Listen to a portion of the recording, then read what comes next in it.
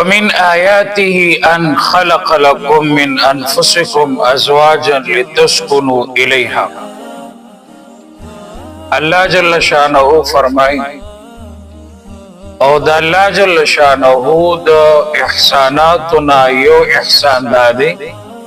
چه اللہ تعالی تاسو دا پارساسو دا جنسنا بی بیانی پیدا کری دا اللہ احسان دے چه دا انسانانو دا جنسنا اللہ جل شانہ دا انسانانو دا پارا بی بیانی پیدا کری ومن آیاتی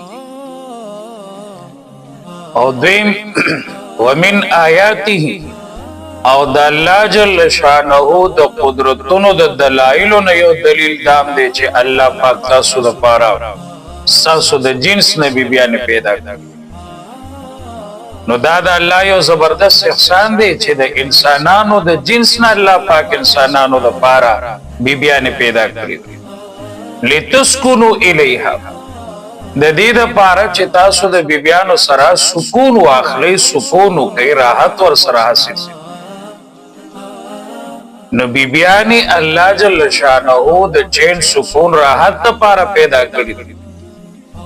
د پریشانی او د خفګان لپاره نه دي پیدا کړی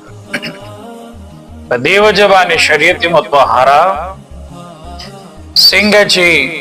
د خزي حقوق په خاون باندې دي نو دغه شان د خاون حقوق هغه په خزه باندې الله پاک خود دي صرف د خاون حقوق په خزه باندې نه دي بلکې د زنانی حقوق هم په خاون باندې الله پاک خود دي خاوندانو تعالی ارشاد فرمایي وعاشروهن بالمعروف د دې زنانو سره تاسو جون تیروي په خطر قیبانی حسنی سلوک کوي د رحم معامله ور سره کوي د ظلم او د زیاتین ور سره ځان ساتي هیڅ کله زنانو سره ظلم زیاتې مکوي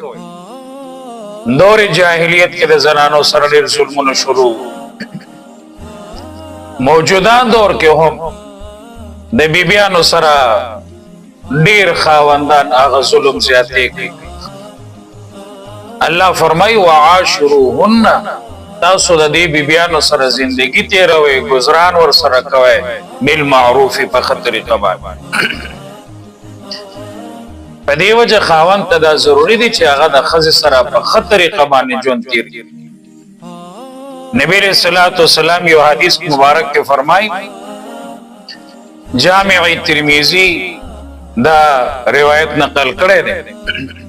نبی علیہ الصلوۃ والسلام فرمائے خياركم لنسائهم بهترین پتا سو کې هغه انسان دی چې هغه د خپل بیبی ته بهتر وي خپل خزه ته بهتر وي بهر خو مثال کې د هر یو انسانو بزرګیانی ډیری اخلاقی بهترین ښکار کیږي لیکن کامل اخلاق والا هغه انسان دی چې دا هغه اخلاق خوې خصلت د خپل بیبي د پاره درست نبی رسول الله فرمای خياركم لنسائه بهترین هغه انسان دی چې خپل بیبيانو ته بهتر نظما قدرمند حضراتو الله جل شانه چې څنګه د خاون حقوق په خزبانی خودلی دي نو دغه شان د خزي حقوق الله جل شانه په خاون باندې خود دي نو د خاون حقوق مرتبه رتبه په خزبان ډیر زیات اوچته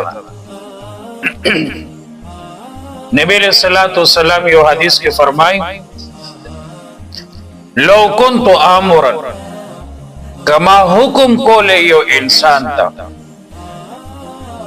چې بل انسان ته سجده وکا مخلوق ته د مخلوق د سجده حکم کوله چې یو مخلوق د بل مخلوق ته سجده وکي انسان د انسانانو ته سجده وکي نو ما با خزه دا حکم کړی وي چې خپل خاوند ته سجده کوه حالانکه سجدا کا د تعظیم وی او سجدا کا د عبادت وی شریعت مطهره کې دا حرام ده. سجده د عبادت د آدم علیه السلام نو اخله تر شریعت محمدی صلی الله علیه وسلم پورې په ټولو ادیانو کې حرام. او سجده د تعظیم مخکنی امتونو کې روا وا، لکه یوسف علیه السلام ترونو سجده کړې و. نو شریعت مطهره کې سجده د تعظیم هم د حرام. نو نبی علیہ الصلوۃ والسلام فرمای کما یو انسان ته د انسان د سجده حکم کوله، چې یو انسان ته سجده وکا، یو مخلوق ته سجده وکا، نو خزه ته مې دا حکم کړی وي چې تخپل خاوند ته سجده کوا. سجده د الله جل شانه حق ته په دی وجه ز خزه ته حکم نکوم چې ته خاوند ته سجده وکا. په دی وجه نبی علیہ الصلوۃ والسلام فرمای ترمذی شریف کې دا روایت چې کم یو زنانه وفات شول او د دې زنانې نه د دې خاوند راضي وو، نو دا زنانه جنتی دي. ایما امرأة ماتت وزوجها عنها راض، هر یو زنانه چې وفات شو دا غي خپل خاوند راضي وو، نو د دې دا زنانه جنتی ده. زما معززو د خاوند حقوق په خزه باندې ډیر زیات دي. خزه د هر وخت د خاوند د رضا کوشش کوي، د خاوند د خوشالولو کوشش کوي، او خاوند د هر وخت د خزه د راضي کولو کوشش کوي. خزه به د خاوند سره بد اخلاقی نه کوي، خزه به د خاوند د حکم نه مخ ناړي، اطاعت به کوي، او خاوند به د ظلم د زیاتې نه ځان ساتي. کله چې دا دواړه طرفونه شروع وي د دوی گزاران به خسته کیږي، او که خاوند ظلم کوي گزاران به مشکل، یا خزه اطاعت نه کوي گزاران به مشکل، بیا به زندگی د دوی تنګي، بیا غیر شان د الله چې لتسكنو الیها چې تاسو سره سکون حاصل کړئ، بیا نه حاصلېږي.